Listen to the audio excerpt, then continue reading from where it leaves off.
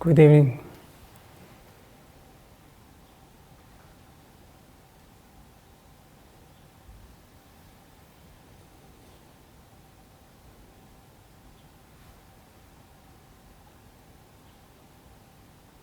And good evening to the viewers here too.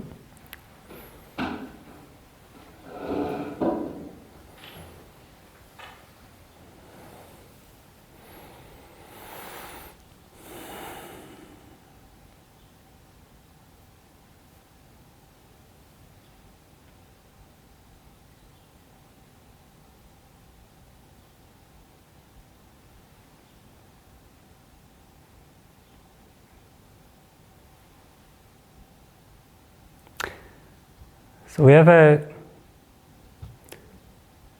beautiful chance this evening to concentrate our energies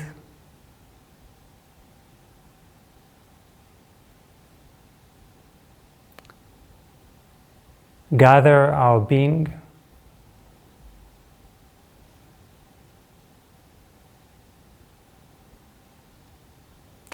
and listen to something that is usually overlooked in daily life when we are so occupied, think about many things, try to answer life's demands and challenges.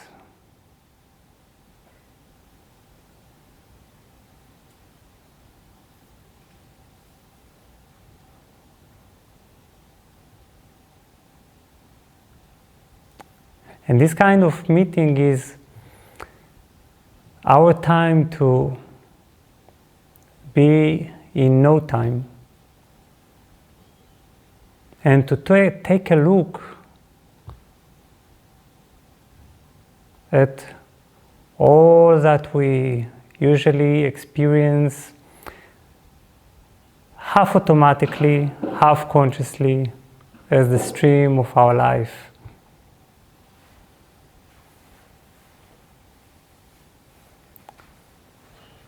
And to see if we can bring a certain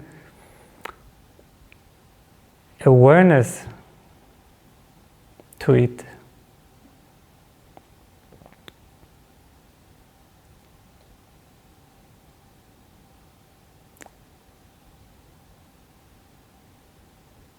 Because sometimes, and this type of meetings, awareness is all that we need. Awareness has such a power to transform. When you see something very clearly and very simply with your whole heart and mind and body,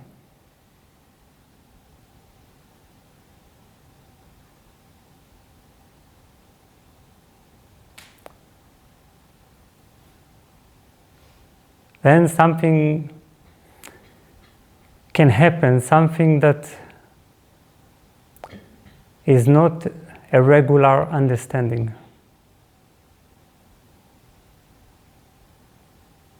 It's not mental, intellectual, it's not emotional.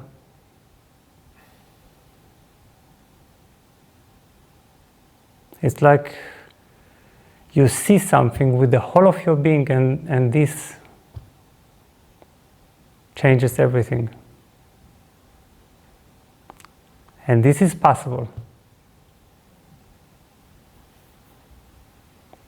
But for that, of course, we need to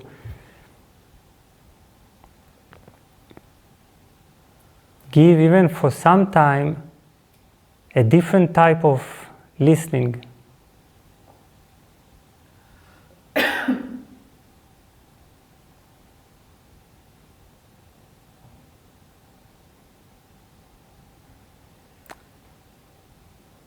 A basic starting point would be to remember that you have not come here to meet me and to see how I'm doing.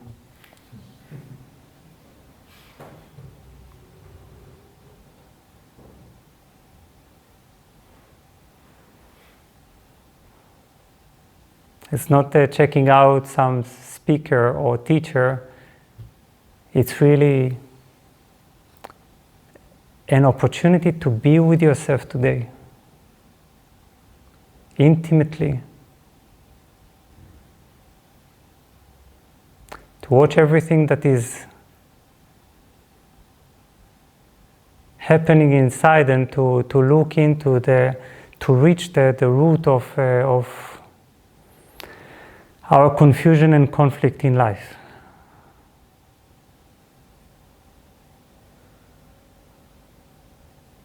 And also what can be a source of great happiness.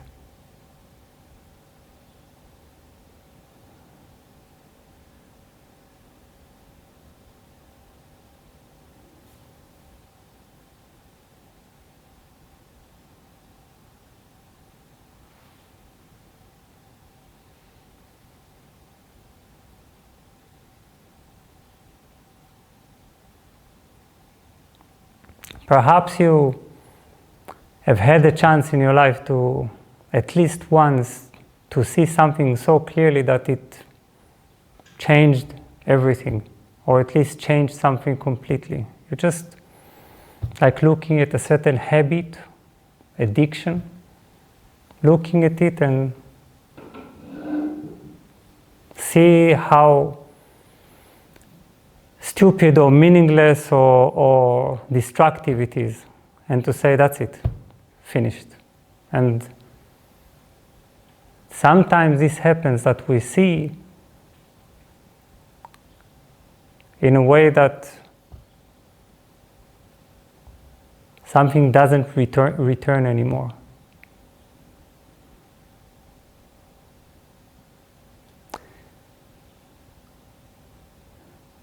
But here, of course, the habit, the addiction that we want to see and get rid of is a big one. It's what we call very generally, in a very abstract way, the habit of the self.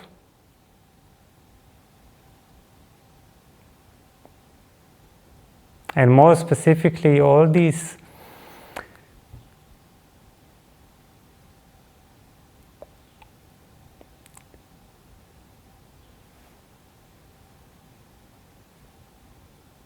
stream of our thoughts and our feelings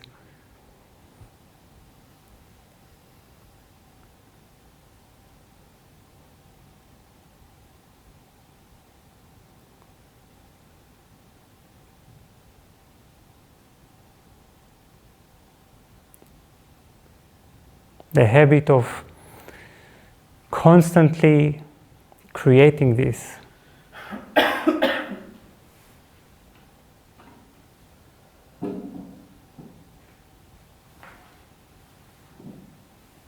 So it's a huge habit.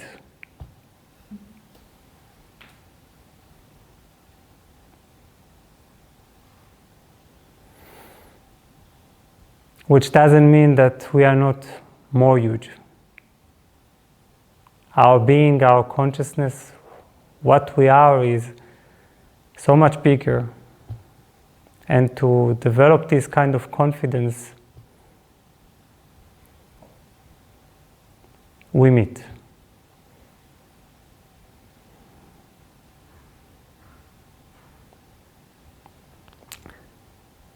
So today we'll talk about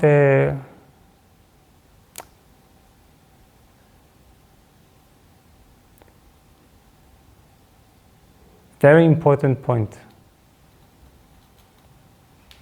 And this is what we sometimes call surrender.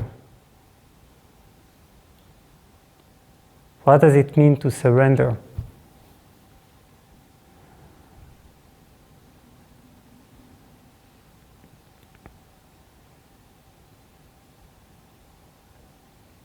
of course, we're not talking about it in a religious way, like surrender to Jesus, surrender to Muhammad, to Moses, to anything,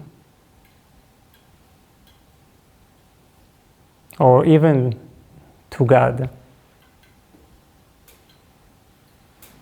But we want to speak about surrender in a very immediate way, and the way it can happen now, the beauty of it, the liberation of it, and how easy it is.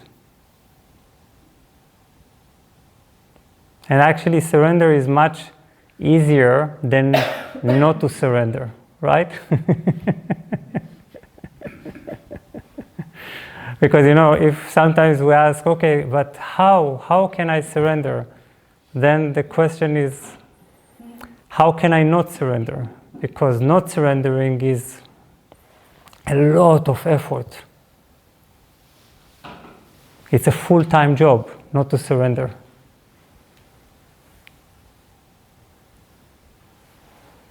Trying with all our might to keep on the good job of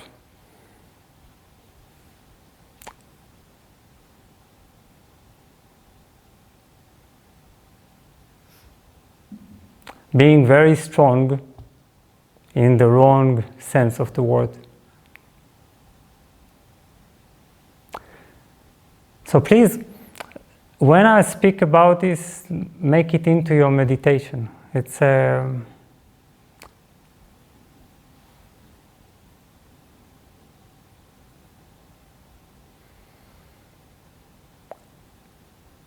try to see if you can listen to it deeply, because when we listen to it deeply, this can actually happen by itself.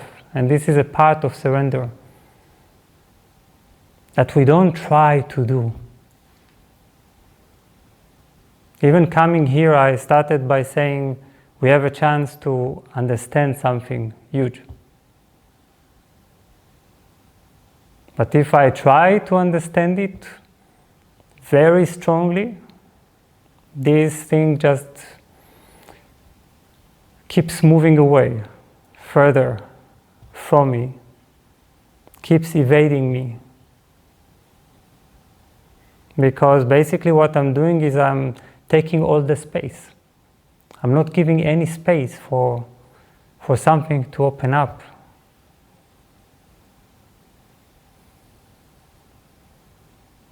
I'm holding on too tightly.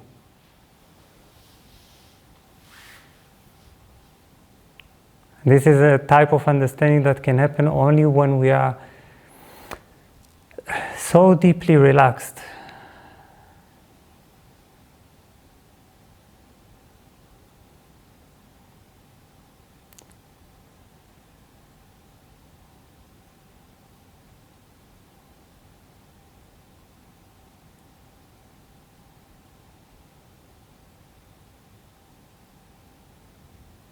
When we try to understand what happens to our foreheads, when they become wrinkled and stressed. So try to see if there is also a wrinkled forehead inside you. Like I must understand, I must get it, or the more I will try to understand, the more I will benefit from this meeting. This is really the other way around.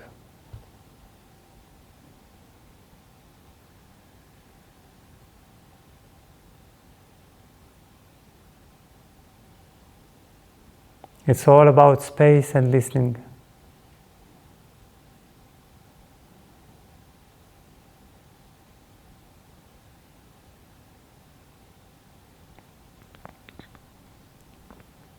So as I said, we're really doing our best not to surrender.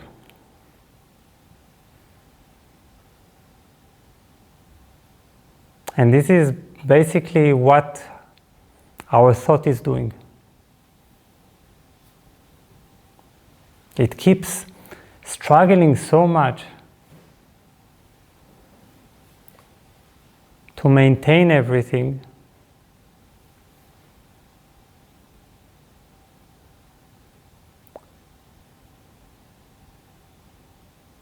to keep everything in control. Because it keeps trying, and you notice that I say our thought, because I want us to become distanced. I want us to be able to watch it, to look at something. It's like an endless river in us, and we don't have to be this river. We can jump out. So this thought, our thought has a certain project. And it's a project of keep controlling everything in order to reach a state of happiness and satisfaction. It keeps trying to manage every moment, practically every relationship. It tries to be a screenwriter and a director and the actor and the audience to create a certain storyline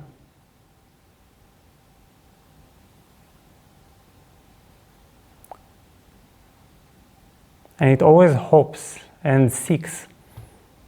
That is why it is restless. Even when thought hears about meditation, it thinks, oh, enlightenment. If I will meditate strongly enough, I will focus, I will get eventually to some kind of an ultimate peace and happiness and relaxation. But our thought cannot reach relaxation because it is restless by nature.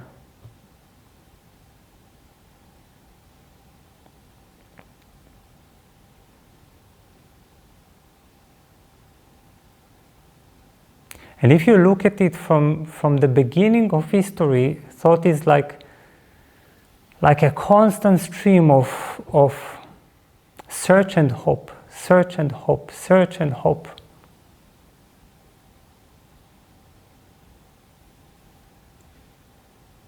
Trying to create all the time perfect conditions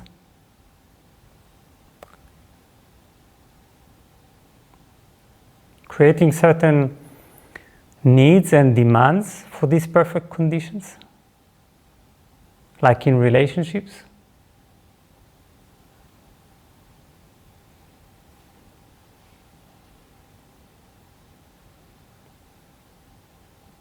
When we tell somebody that we need them to love us, so we'll feel secure and satisfied. Or that thought chases after sex with some kind of a promise that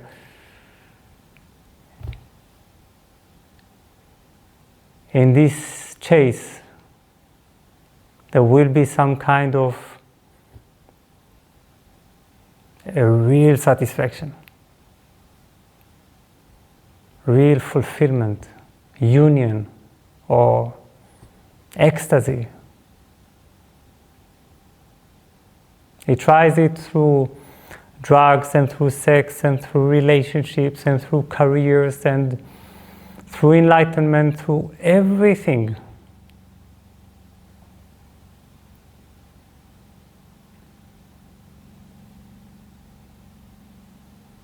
He defines the means to happiness Then he tries all the time to handle a situation, and that is why it is so tight. It knows exactly what it wants to get at any given situation.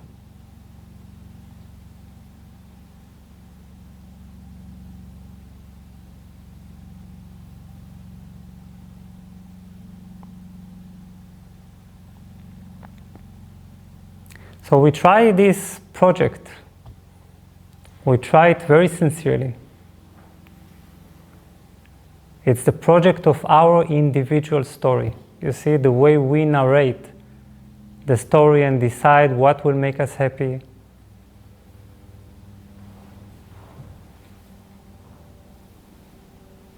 What will bring us to satisfaction.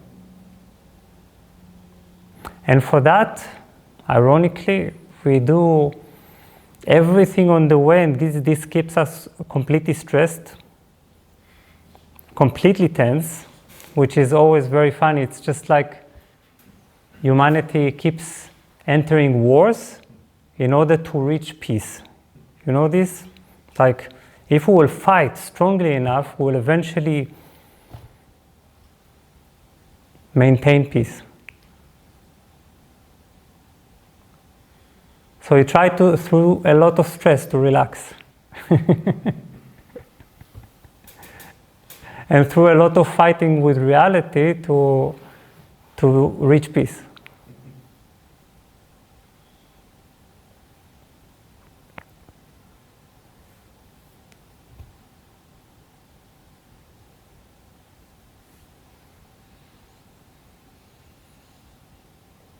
Now this gets really complicated and almost funny when we remember one simple fact.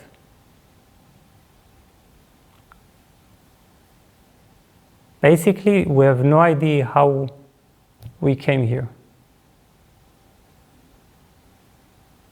We are here, we found ourselves suddenly conscious, suddenly in a body, through a certain mysterious impulse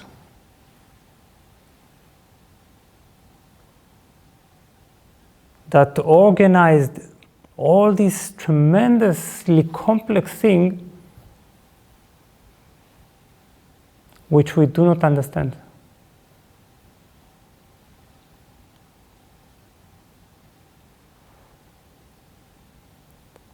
We can theorize about it, we can say, yes, we came here to do this, to do that, but honestly, we don't know.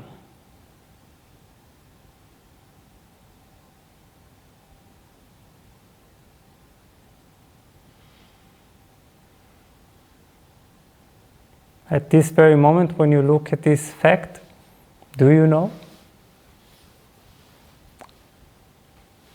In other words, did you control your reality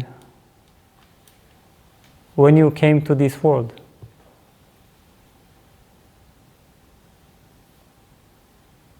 Did you control the body that you got, the certain conditioning that you got, the country you were born to, your family? Some say yes, of course, we arranged everything and so on, but we don't really know for sure. We came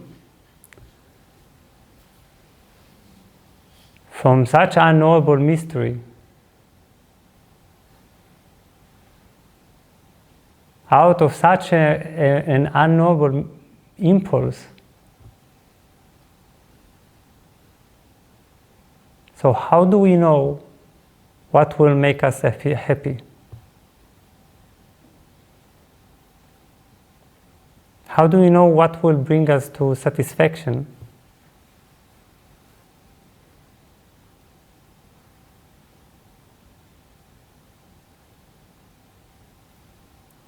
And does our effort to control every moment help? Does this project of our individual story work? Do we really manage to control and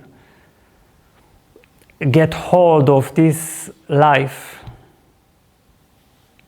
and make it my life?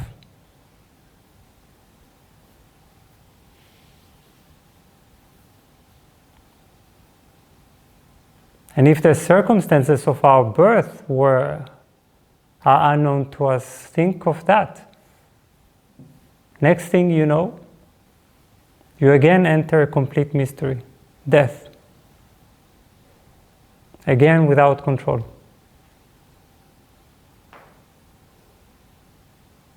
So what are we doing in the middle?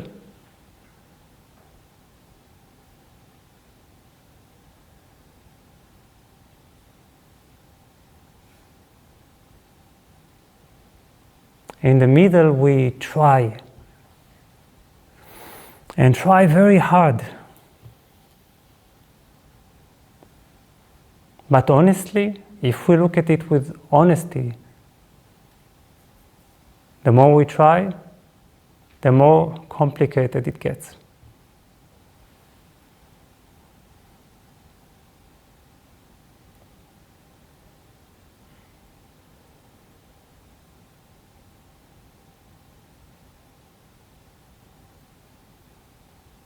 That is why sometimes this project of the self seems so endless. Like we keep thinking, okay, so after I'm solving this pattern, everything will become perfect. Then I will control my reality. And then a new challenge is coming back. Then an old pattern is returning. Then we realize that our efforts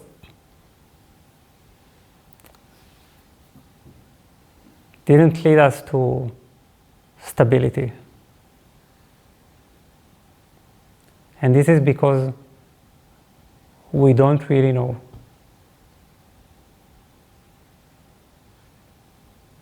Thought is a very bad manager. It writes very bad scripts.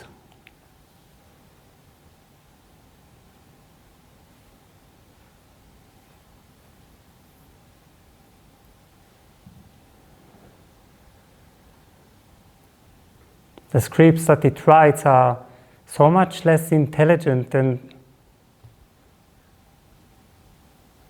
the script of life.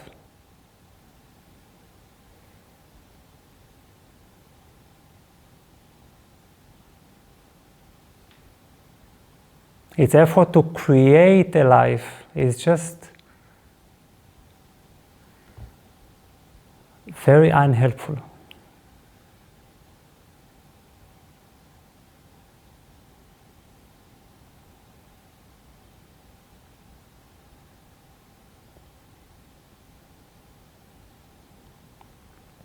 When I see that, I see this thing that my thought keeps trying to do. I suddenly can see it in everything, you see. In everything. I see it in the relationships I manage. Why they get so complicated. Why they get so heavy. Everything starts with love and joy, and then it becomes complicated and demanding and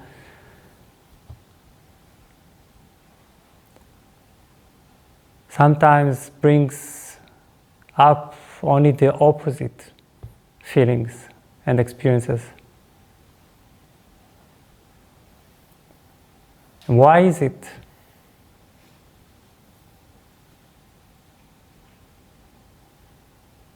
It is because we are not meant to be the narrators of our life.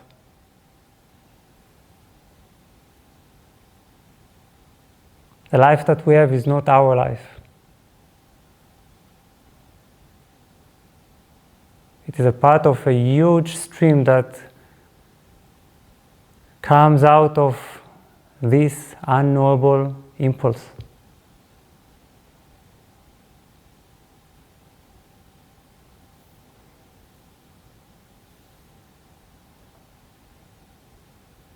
And this is surrender.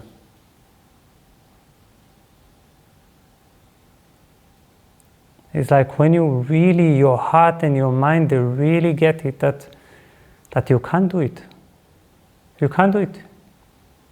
As managers, you function very badly. Everything you're trying to do only gets complicated. Every moment that you're trying to manipulate into a perfect thing, a perfect event, fully satisfying, every time there is some kind of an annoying element that enters and disrupts everything, then you try to kick it out, to control even more strongly.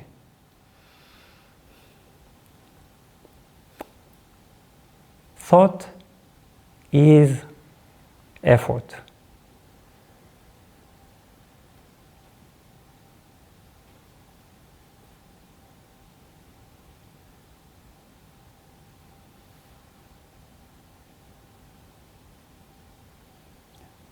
And if you can see this river of effort inside you, with clear eyes, with intelligence, with silence,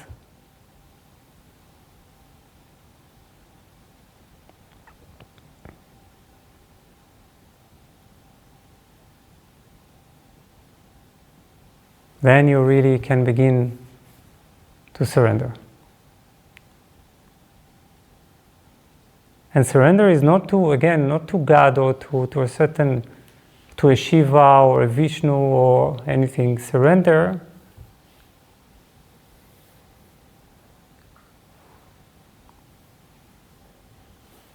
is simply to life's intelligence, to this very thing that anyway organized this body,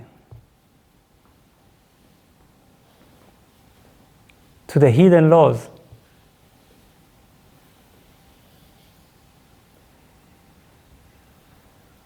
It's a realization, that sweet realization that your life is not your life.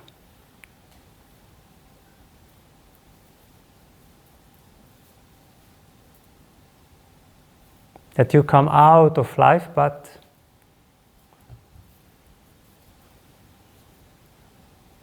like a branch would come out, or a leaf, or a fruit.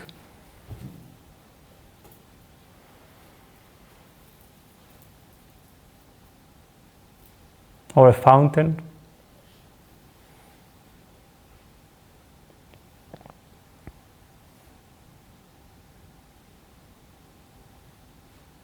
So it's when you spot this endless effort, the source of this endless effort in the heart and in the mind. This effort that makes us harden, that makes us push all the time. People sometimes say, oh, life is so stressful, it's so tense, but it's not life. Life is harmless. What is so stressful in a river? It has its own momentum.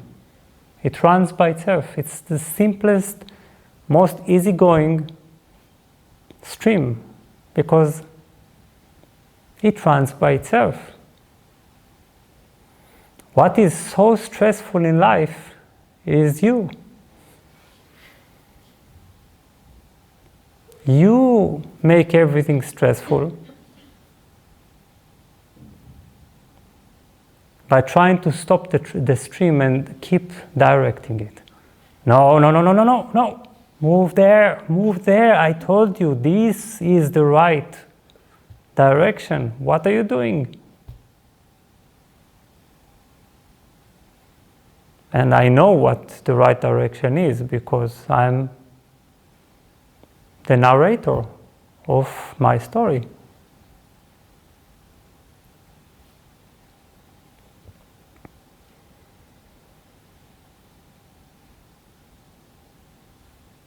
Surrender is letting the story of your life be written by itself, by the same forces that anyway hold galaxies and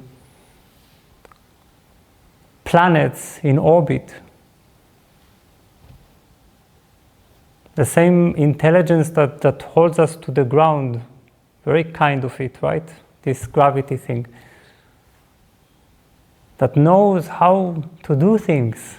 It really knows.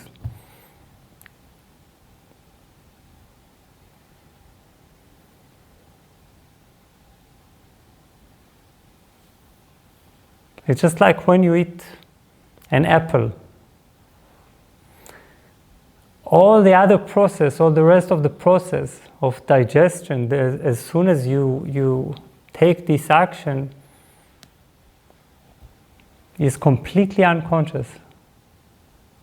You don't know what is happening. It's because it's too complicated, it's too complex, it's too intelligent. Thought is such a tiny thing that we still worship Newton and Einstein for being able to glimpse 1/1000th of this unknowable mystery.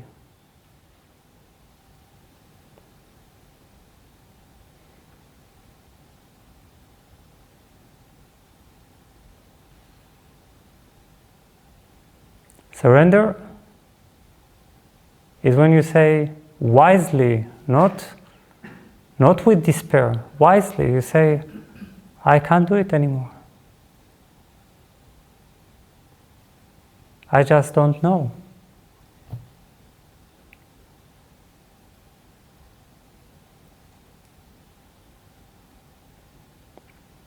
And then your whole being enters such a profound relaxation.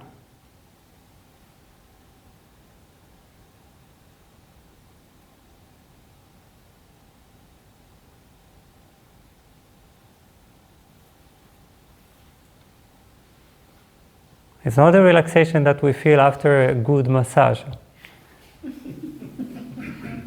It's the deepest relaxation possible. It is from our innermost, this part in us that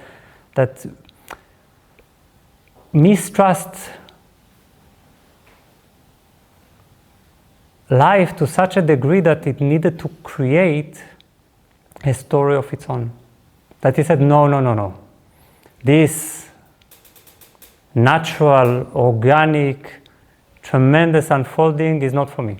I will try by myself. Just like, a small kid that says, no, I want to do it. And eventually the parents are, okay, just do it.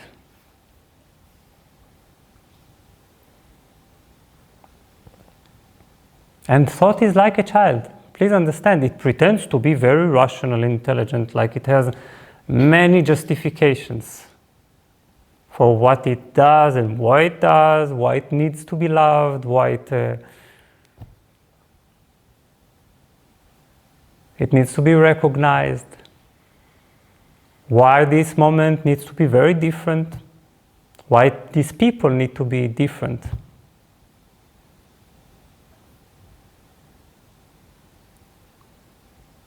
But thought is like a child. It's cute, funny, noisy, and completely unbalanced.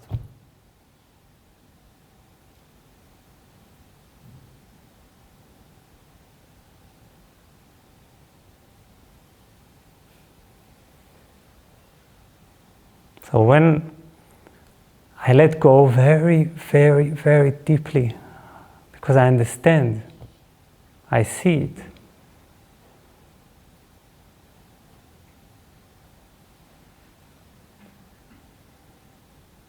I stop trying to do my life.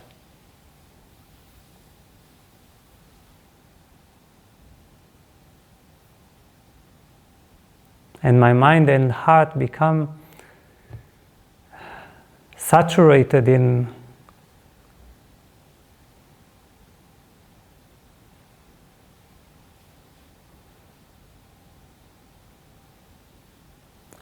in the wholeness of life.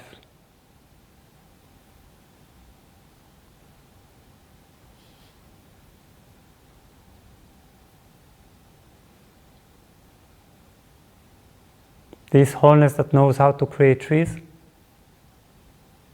Trees are so marvelous.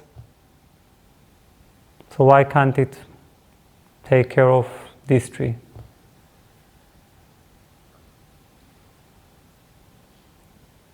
And this is the most marvelous thing, is that after surrender, you realize that you become so much clearer, so much more intelligent, so much wiser, and so much happier.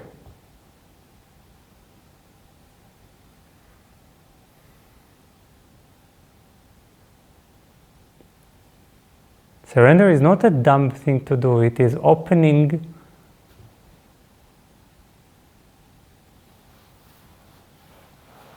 ourselves to a life that can only be seen, can only be known if we stop trying.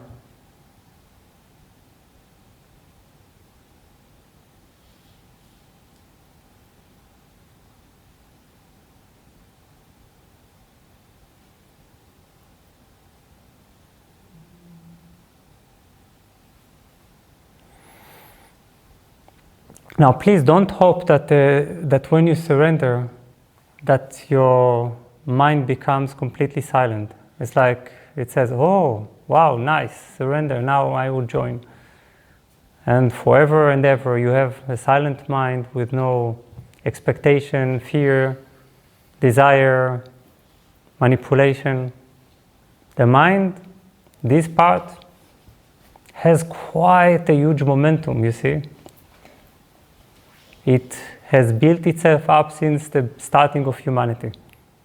It has quite some force. It will not stop, not so quickly.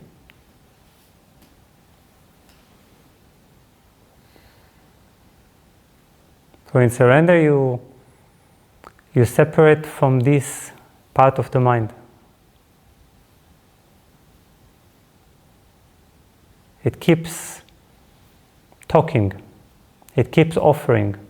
Do this, do that, try this, try that. This will bring you happiness. This will make you fulfilled. Don't let go. Don't let go now. Now it's time to.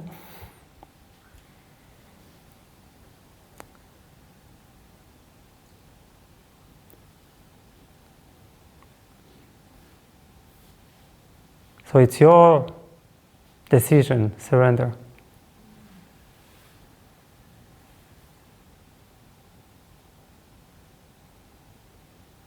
Your decision deep, deep inside. And it's a heart decision, it's not even a mind thing.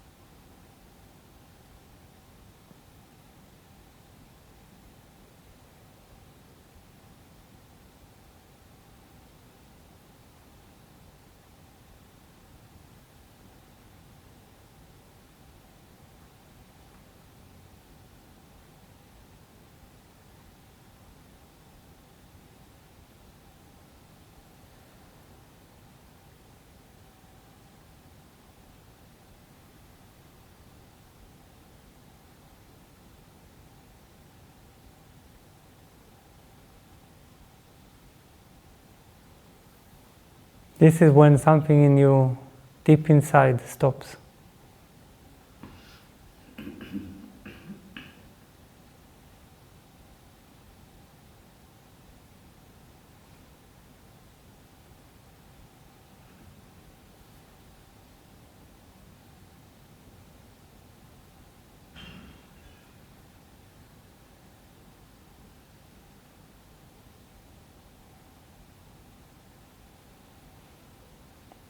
From then on, you continue to watch yourself unfolding.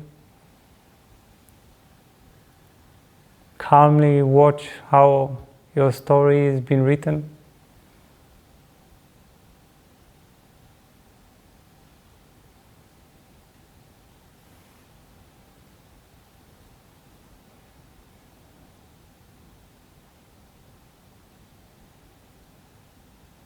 And whenever you feel that you need to make an effort, whenever you feel even that you are beginning to be persuaded by thought again, you already have this wisdom of the heart that says, no, no, no, you will not convince me.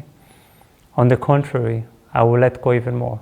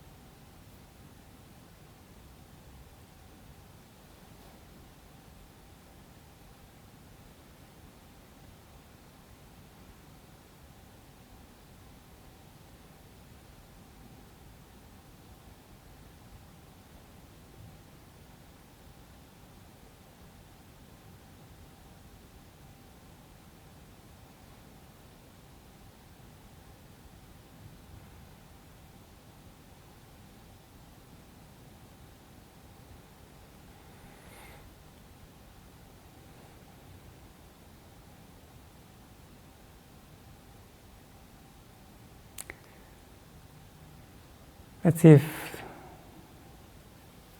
there are questions.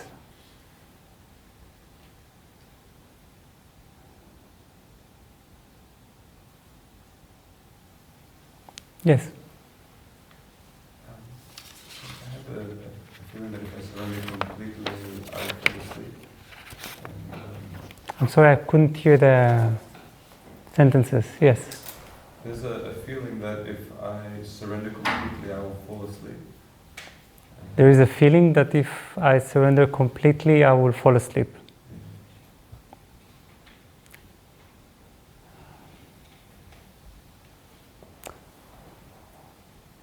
Yes. This is a transition phase. You see, it's just something in the middle because the ego recognizes surrender as either death or sleep, deep sleep. Because if I relax that much, if I don't try, then I'm completely losing my energy. And I don't know a life that is vibrant, full of energy, that is not maintained by me.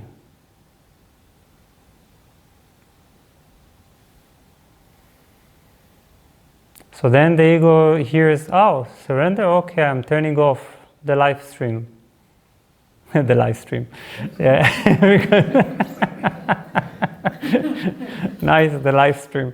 So I'm turning off the live stream and shutting down all system. And this is what the ego tells us. What thought tells you? It tells you, if you do that, this is death. You want to die? Be my guest. Die. And here it is, the question what our heart trusts more, you see? Does it trust the warning of the ego? Not only that nothing is going to happen, no happiness, no satisfaction, just death. Complete unconsciousness. You want that? Go for it. And I will, whenever you will do that, I will shut down the whole system, you will fall asleep. Until you will despair. And here this is the part in us that trusts that beyond this sleep, just 1 millimeter beyond this sleep, there is the beginning of life. Actually, what we regard life, as long as we are in control, is so minimally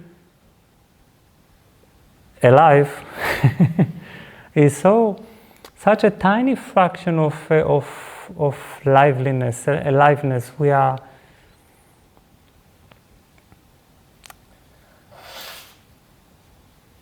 actually very unenergetic because we run only on our own fuel. You see, our own gas. We have the fuel that we derive from our own resources of ambition, hope, fears, desires, attachments, competition, all the known forces that keep us alive.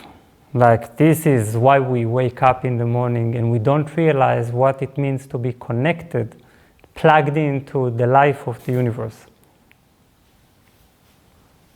Then the energy reserves are endless.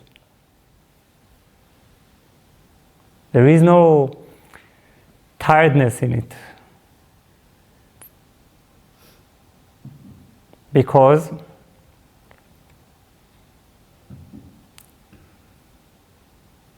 this energy is endless by nature. Think how much energy is there, vibrating, pulsating in the cosmos. And we don't connect to it. We don't have it.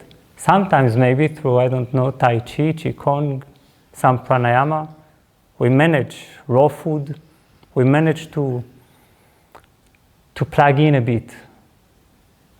But the plugging in that happens with surrender is like an endless source. It's not through food, it's not through sexual excitement, it's not through nature, not through ambition.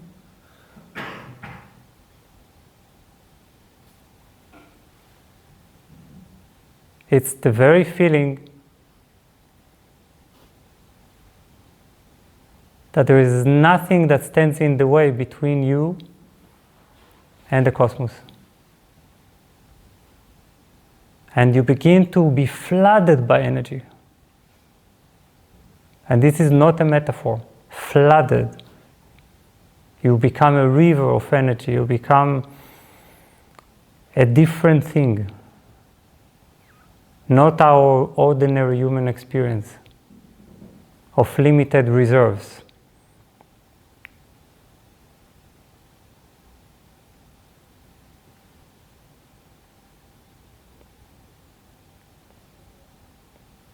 And it's just there, it surrounds us. This is what the yogis used to say. They call it the cosmic prana that vibrates everywhere. But as long as there is a defined me, this cosmic prana cannot enter.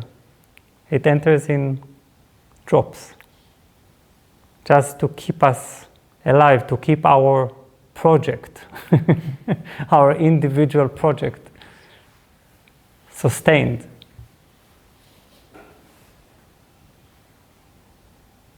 But when you surrender,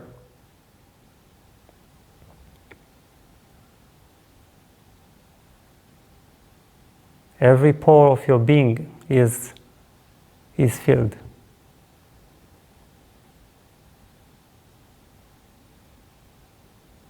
Because this is not your life, and when this is not your life,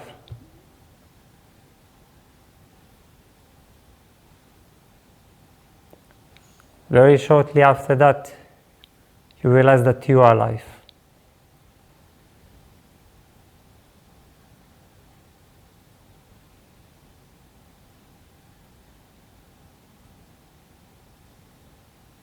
You will not even say, I'm a part of this life, I'm inseparable. You will know yourself as life.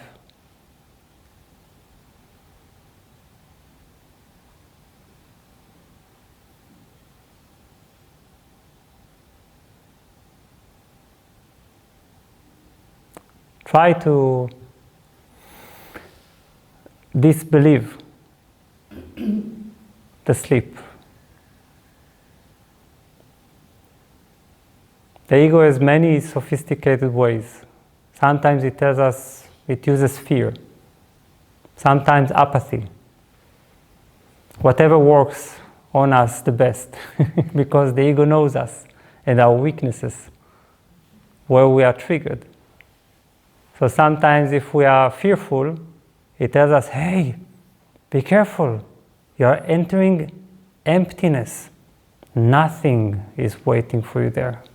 Only pure, blank death. And if you believe it, whenever you enter in meditation, the beginning of space, you just taste and say, oh, very nice experience, and you come out. But if you cross the desert of emptiness, of the nothingness,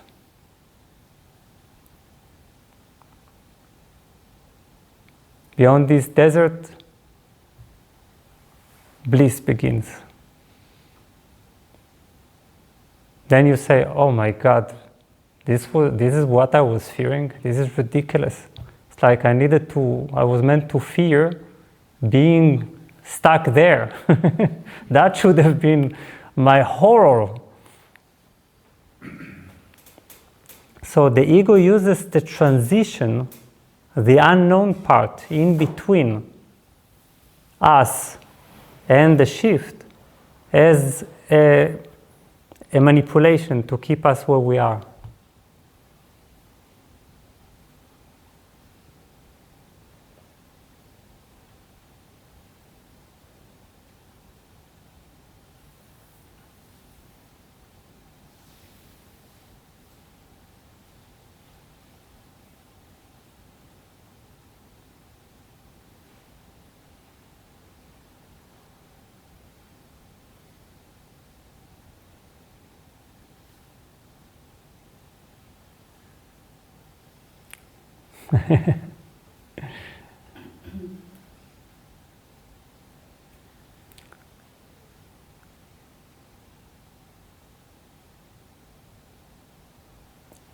We know two states generally, or maybe three, if that is called one is exhaustion, the state that we feel completely burned out, completely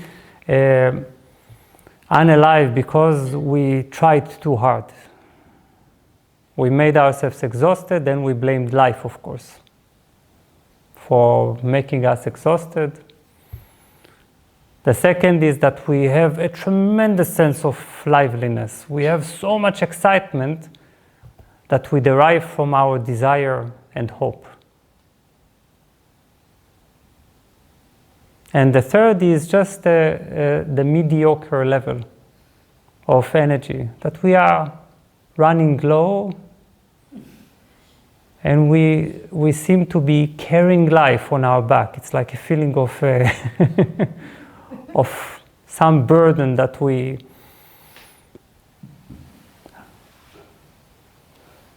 carry.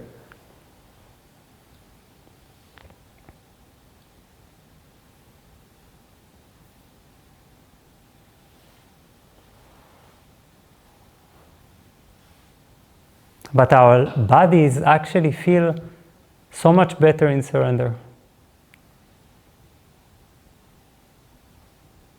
Because the body knows life. It doesn't understand this strange phenomena called me. You see?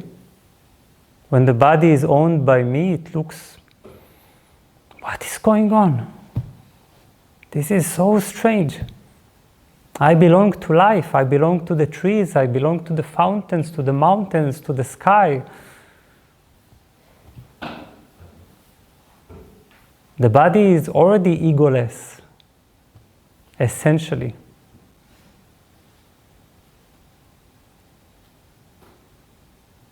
That is why in surrender, when it is welcomed back by life, both meet each other very happily. And also very knowingly. They remember.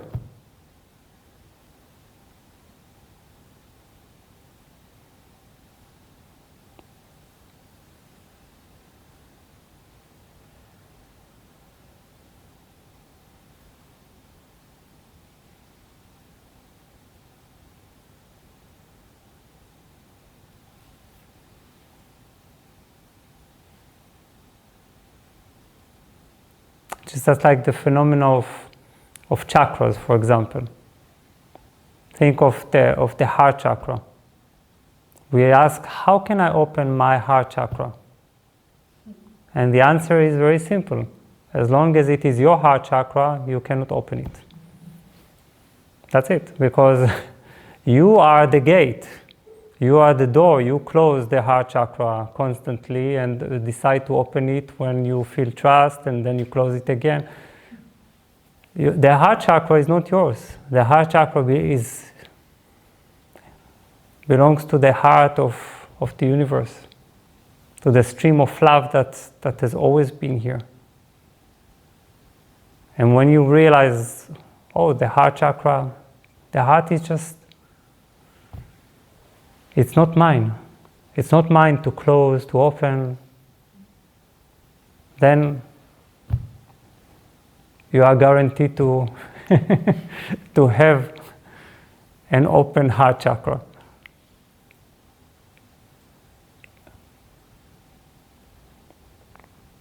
Let's see questions here. We get from dear online viewers, so I will read from time to time. So, a question from Carlos. Hello. How important is it to have a master on the journey? I also hear here and there about masters or gurus that don't behave ethically responsible because they haven't, for example, transcendent desire. Does that play a role? And how can I recognize a true master?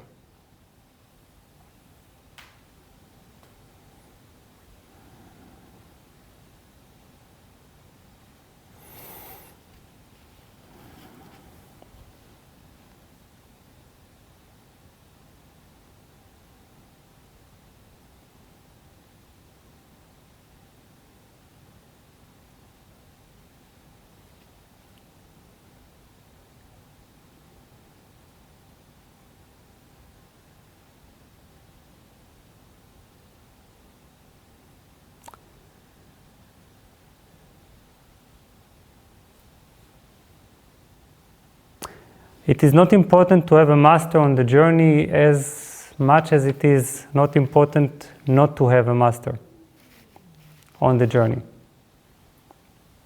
You see, sometimes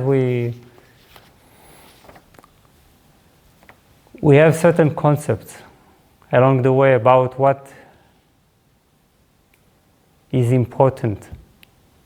A master you don't find by, a true master especially, you don't find by looking for him or her. You stumble across this master, your heart opens up forcefully. And not because the master is forceful, but because your whole being responds without even looking. Just like, can you look for a true love? You can look, of course. Can you find a true love by looking for it?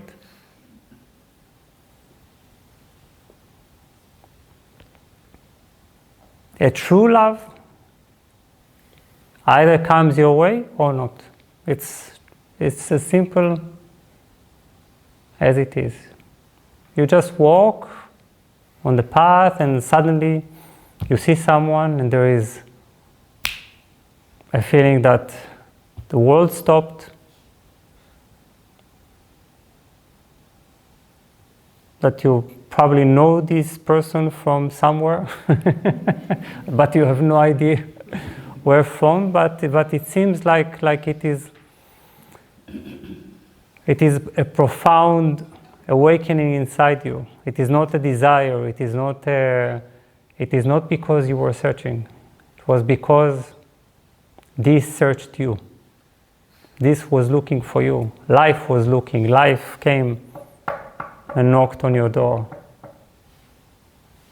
And in the same way, a true master, and especially a true master, is never someone that we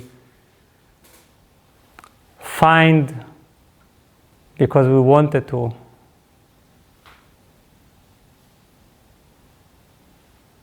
Our heart might yearn for such a master, consciously or unconsciously, but we cannot fabricate, we cannot control such an event.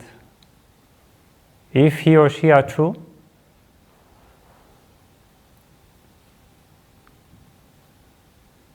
and if it is your time to have a master, to have a teacher, to be inspired for some time, it will just be a reality that is shown to your heart. You will not be able to resist it.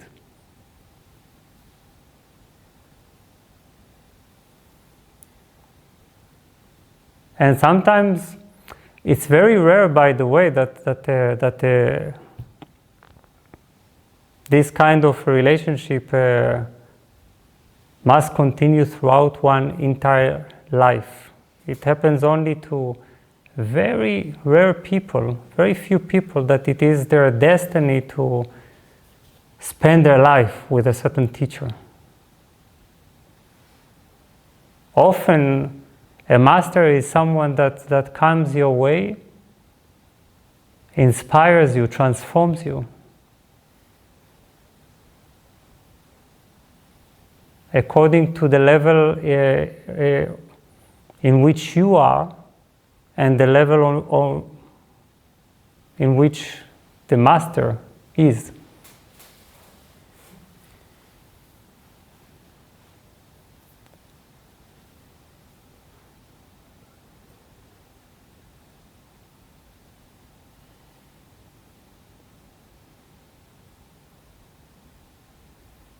But at the same time, it is just as good not to have a master. It is not but it is not a concept. If you think I have to have a master, or I have to not to have a master. You see, when I was very young, I was deeply influenced by Jiddu Krishnamurti. I loved him so much. He was my master while he was denying all masters. He kept saying, one must not have any spiritual authority, and he was my spiritual authority for that. And he transformed my consciousness in a way that that very few did afterwards. And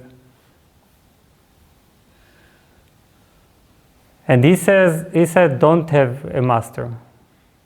And I'm saying this is just another concept. It makes no sense. Why not to have a master? Because we need to be individuals. But this is what we have tried to do. We don't. It doesn't work. Our self-authority, so-called self-authority, is not so magnificent. And surrender is anyway inevitable, whether to a master in form, in body, or the master of life. You will need to surrender. This, how important is it to surrender on the journey? This, Carlos, I will say, this is vital. It is one thing that everyone needs to do. Whether the call for this kind of surrender takes the form of a physical master, this is something that we need to let life decide and the natural rhythm of things. And sometimes we will need a master, sometimes we will need to be without a master. Just as simple.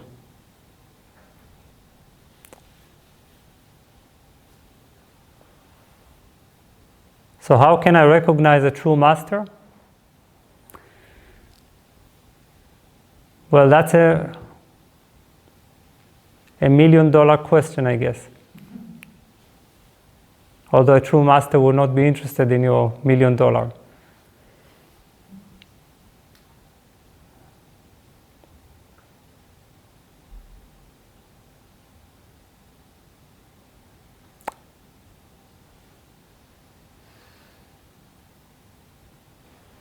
You cannot recognize a true master. Nobody can recognize a true master. According to what parameters? According to our projected morality? According to our images of saints? You know, real masters throughout history were sometimes angry, shouting. Sometimes they were completely impatient. Sometimes they were very challenging and unbearable. So then what? What in you would say, this is not unconditional love. It can't be a true master. Or it can't be that a true master would be angry. Masters should be always smiling. So what part in us can say, this is a true master?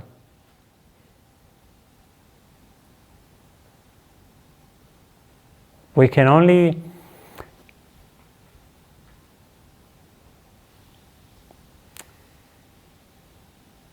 listen to our heart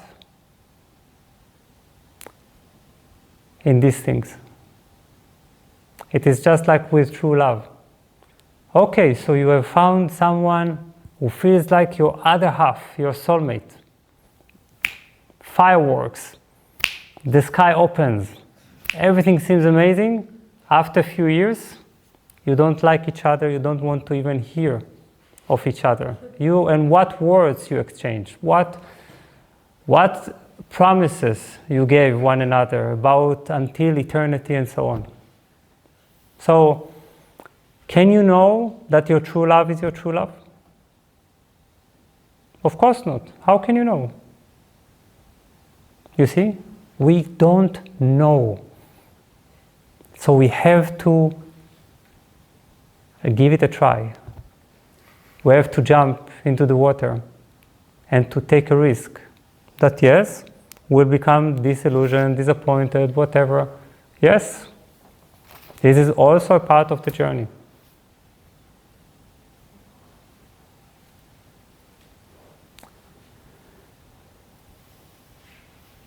So we need to trust our listening.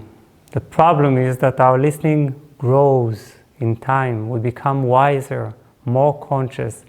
And the purer our heart is, the easier for us it becomes to recognize someone with a pure heart. You see, someone that would not exploit us. Someone that would truly, truly love us and support our journey.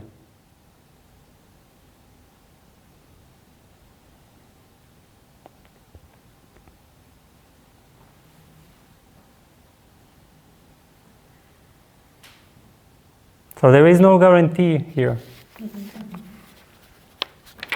Yes, maybe someone that you trusted would suddenly be a disappointment, at least according to your wishes and needs. And then you also need to trust yourself that you will be able to just walk away. If this doesn't work.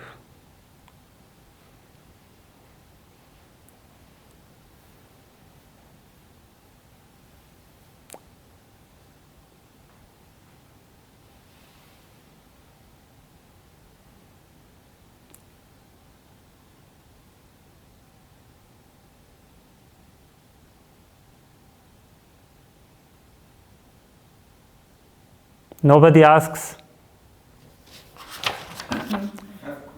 how can I recognize, sorry? One second, sure.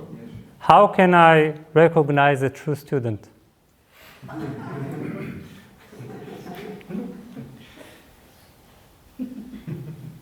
I'm trusting everyone who comes to me. Everyone who comes to me and says, can I be your student? I say yes. You see? Perhaps in 1 week they will disappoint me. Perhaps in 2 months they will become so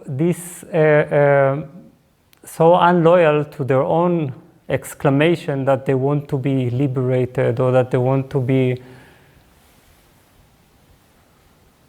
that they are willing to face any challenge and so on. So, but I also always trust anyone who says that, because how can I know? You see? So I open up my heart and take the risk. So this is both ways. We all do that. The great Nisargadatta Maharaj, I don't know if you know him, the great sage, the great enlightened being from the 20th century, he said, you have to trust. Your whole life is based on trust. You just don't realize it. When you go to the supermarket and you buy bread, how do you know that it's not poisoned? Do you know that your bread is not poisoned? Perhaps some crazy employee, someone who is completely distressed, decided yesterday to spill a huge amount of poison into the entire bread making process. Can you know? No. You buy it, you say, oh, it's written that it's very well, so I will go. We trust. We must trust.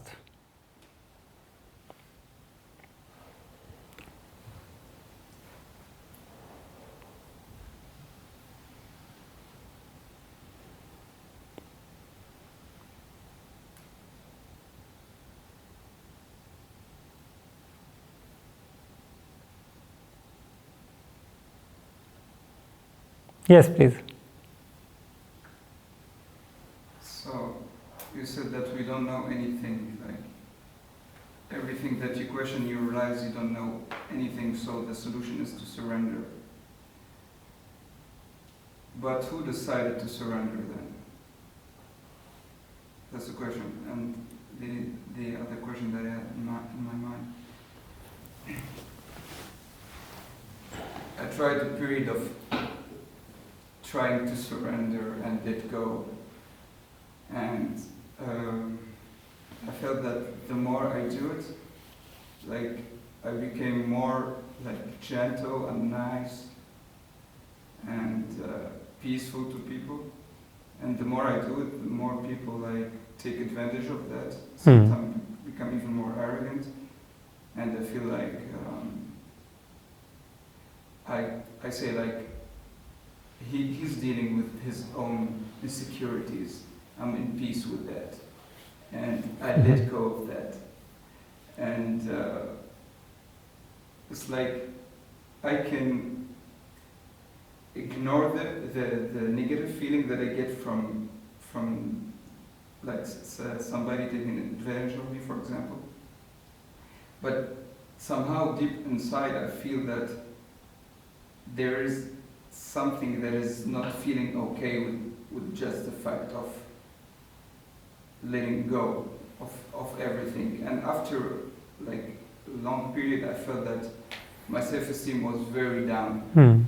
And I was saying to myself, that's okay, this is part of life, this is just life happening, don't judge it. But the feeling is there, still there. And I was like, why judging your own judgment? If you have a judgment, why you say, because it's coming from thought, why you said that's a problem, you should not listen to it, but rather just detach and, you know, because after a while I was like becoming more and more passive. Even though I have problems to deal with, I feel like the stress that I have to go through to find a solution for those problems, for example, to pay the rent or whatever. Yes. And I start to live in my like comfortable bubble where I'm in peace, I meditate, and anything that causes like stress or inconvenience or bad feeling, I say, okay, I'll detach from that and I'll just accept everything happening to me. Okay, I understand the question. The two questions. Can you repeat the first question, because now I'm completely in the. Sure. I've completely entered the second question. Yeah. Yes. So if you realize that you don't know anything about life and life is a mystery. Yes. And because it's so big, it makes you feel tired that you're trying to figure it out. Yes. Right? Because the stream of thoughts is endless, right? It doesn't make you rest. So who decided to surrender because it was so exhausting? Who made the decision to say, okay, now I'm tired of this? What part in us decides to surrender? Exactly.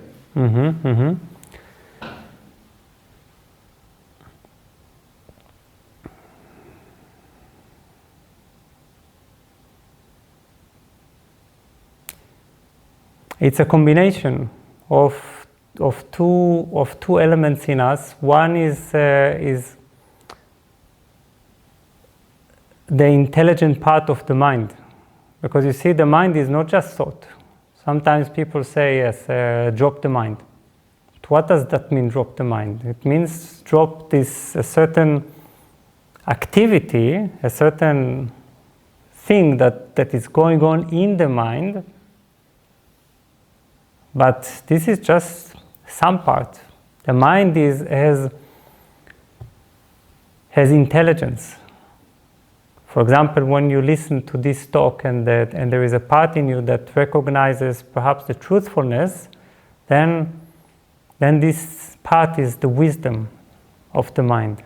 It's the wakefulness, it's the awareness, it's the part that can see something real. And there is the heart, the part in the heart that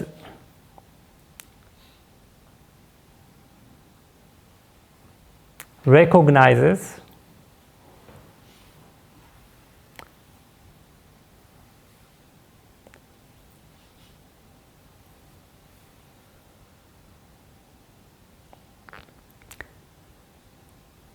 that trying this separate way, trying this individual way, actually makes it only painful in the heart. You see, so there is a part, this is a part in the heart that feels some kind of heartbrokenness. It's a part that feels distant from something that it deeply loves. So this is like a combination. And when we realize that there is already a part in the mind that can know this, there is intelligence. Then we also know how to activate it, how to access it. Can you see that? Yeah, but like what made me not convinced 100% is like the heart and the mind think words. What if they're not concepts of the mind? Like you're not even sure of if the heart speaks or not. We read it in books, philosophies and everything that the heart yearns or looks for deep. But what if that's its only concept? What is a concept? The heart thinks something and the mind thinks something else. That we have a heart that thinks. Well, it can be thought of as a concept as long as we do not experience it directly, because we can actually feel the area of the heart, the very chest, responding to certain things.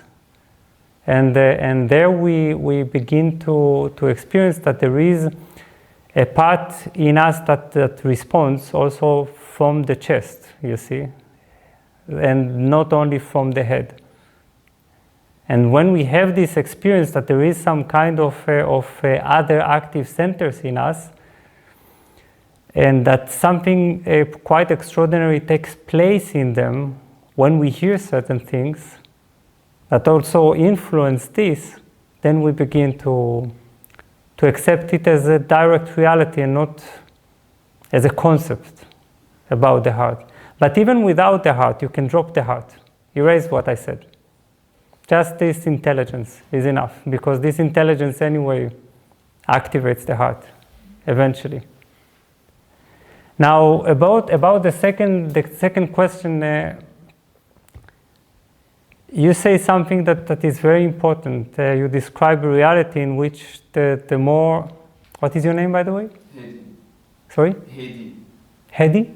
Yes. Okay, good. So a part in... you describe a reality in which you surrender, and then life becomes basically very passive. There is only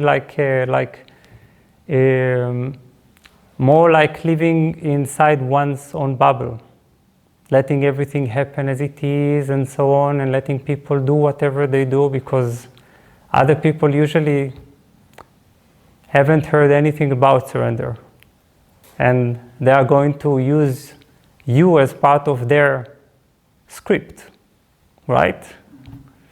You are just a player in their own story, and you should better behave as such, or else. So, when we don't play properly our role in somebody's script, what happens? Right? They get angry. So, what is important here to understand, and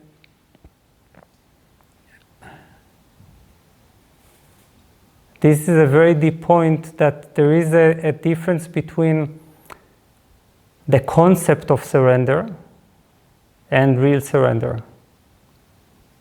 The concept of surrender thinks that we become completely passive.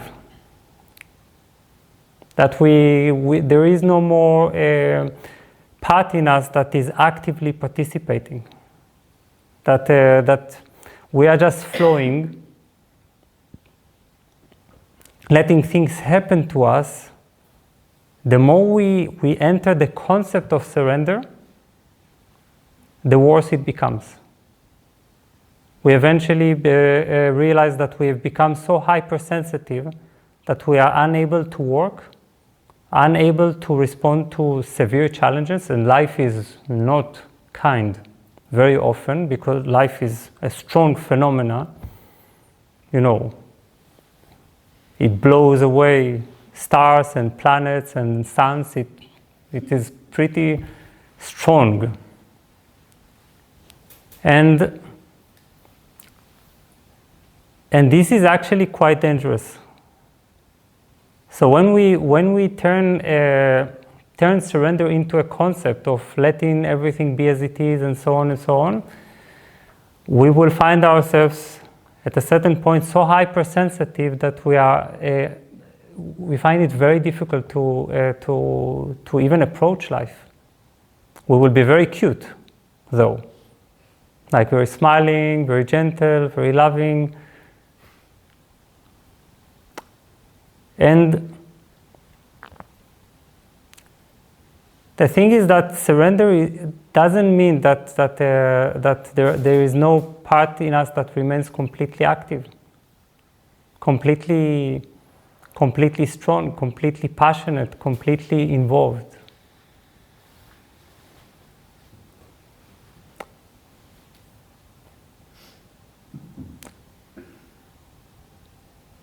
In surrender,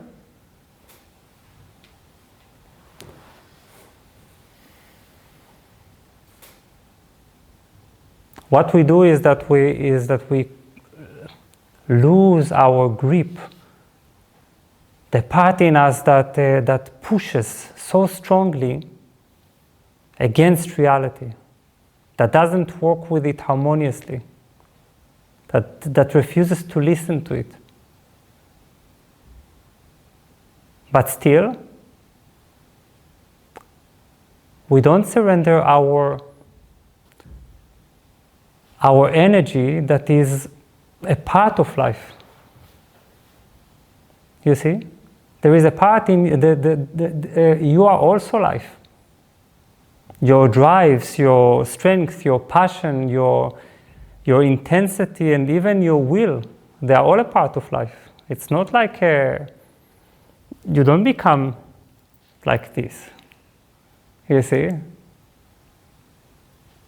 And so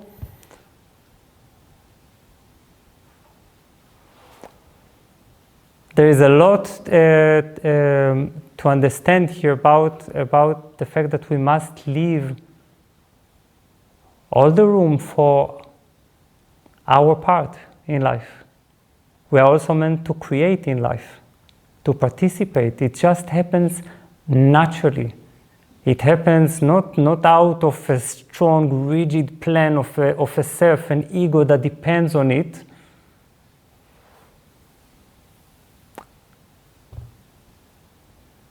I'm writing endless books, managing a center, working with people, handling my own private life and finances and everything. So surrender allows and actually expects our participation, our flow, just as there is flow from every direction, why can't it be from here? You see? So the project that I'm talking about is not our very participation.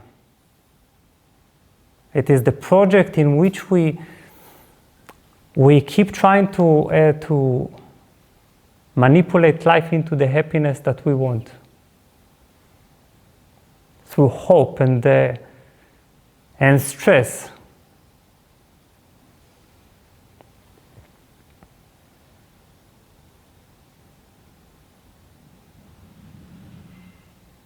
This very life that organized all of it also put in this a flame. You see, it's the same flame that is in the stars, in volcanoes, in mountains, in rivers. Do rivers don't have strength, power, energy, passion. So try to see where you blocked through a concept, and this is very natural to start with concepts, you see. We hear a certain teacher and then we formulate it into a concept. But that's the thing, I didn't think of a concept, I didn't think of how the reaction should be or anything. I just, in the moment that anything happens negative, I try to detach myself and say, not even say, it's like a natural consequence that to say, okay, this is part of life. I don't think about it, I just like try to be the observer of what is happening. I don't, like that's the only thing that I do. And doing this for a period, because I know like the tactics of the very people. good. Very good, but then also observe yourself in action. You see? Observing doesn't mean that we cannot observe ourselves very active. Yeah, but then when I'm going to take action and try to change something, then it's from the ego, because it didn't like it and it wants to make a change. No, it's not necessarily the ego. This is where listening needs to take place. There is not any wish to change is ego.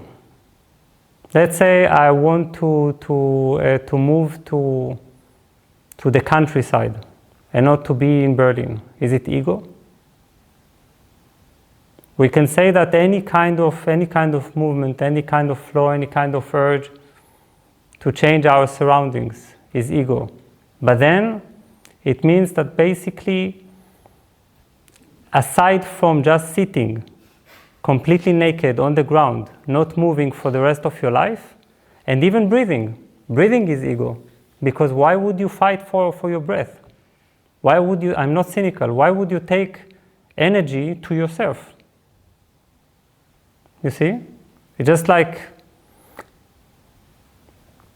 Mahatma Gandhi used to speak of non-violence, as we all know, but he said that some form of violence minimal violence is essential.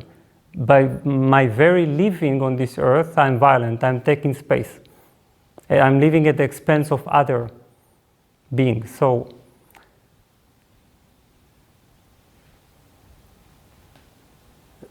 So there is a natural flow. It's only that the natural flow needs to be in harmony.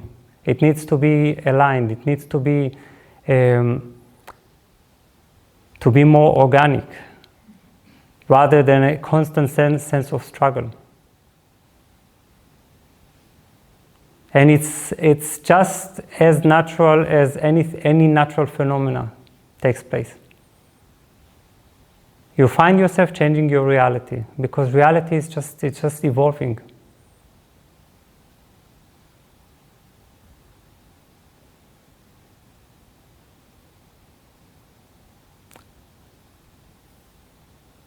Allow yourselves to don't stop life.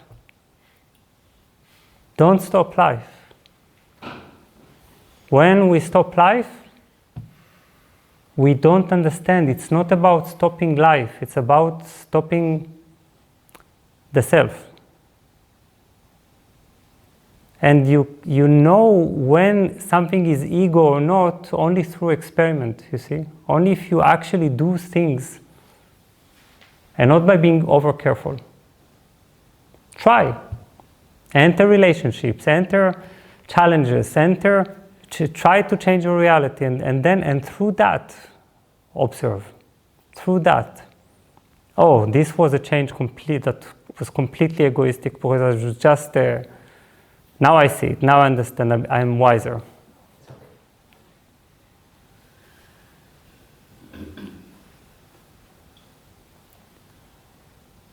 Don't stop your life. Learn through action.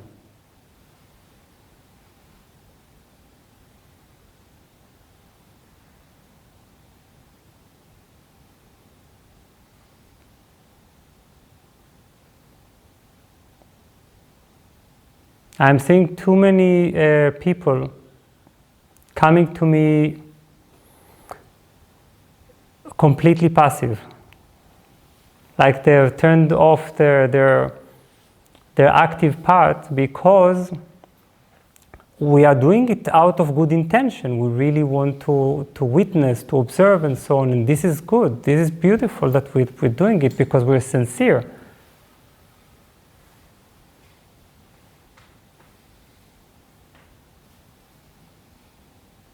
But there is nothing that says that being active is ego. Passionate, engaged, or even influencing reality. The ego is that part in us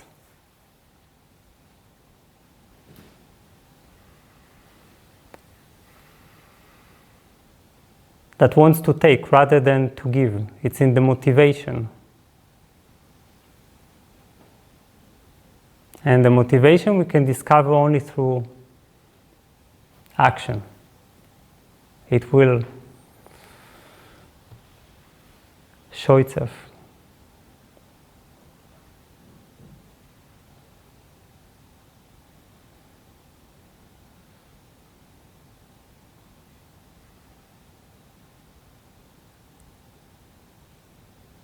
Remember, the great spiritual teachers built ashrams, built worldwide movements, changed the world, wrote books.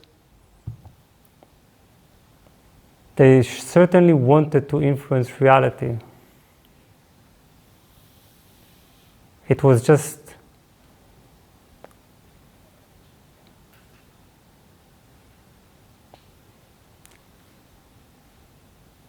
something that came from a different source than the ego.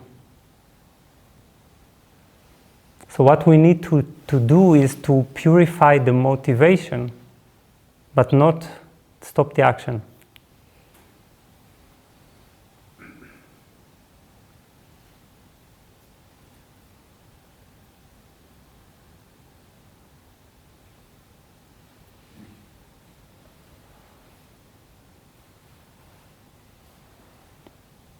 We are not even meant always to be cute. Sometimes, just as volcanoes are less nice than flowers, rivers are more strong and determined than butterflies. Sometimes we have much stronger expressions, and this is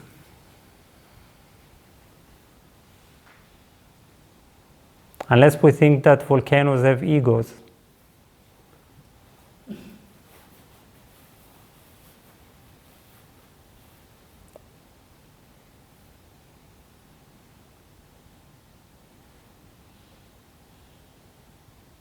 I don't think they do.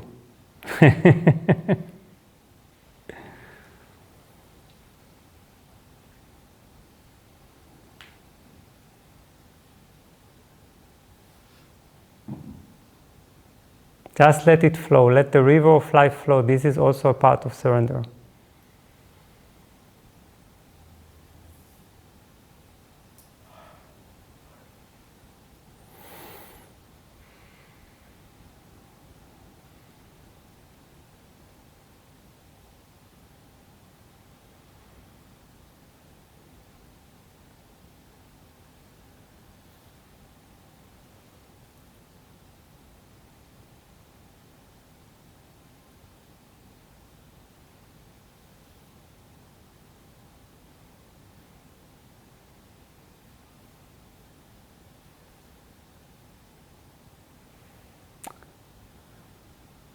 Very good. So,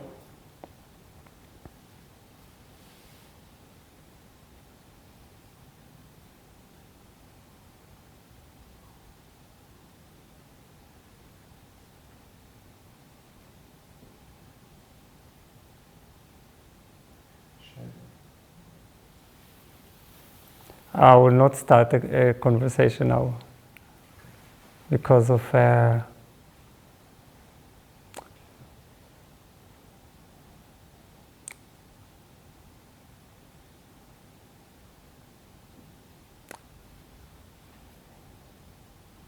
Yeah, I was active now.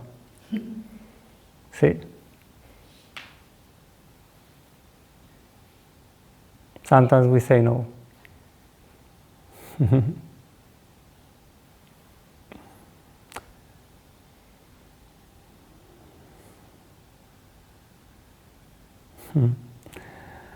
Good.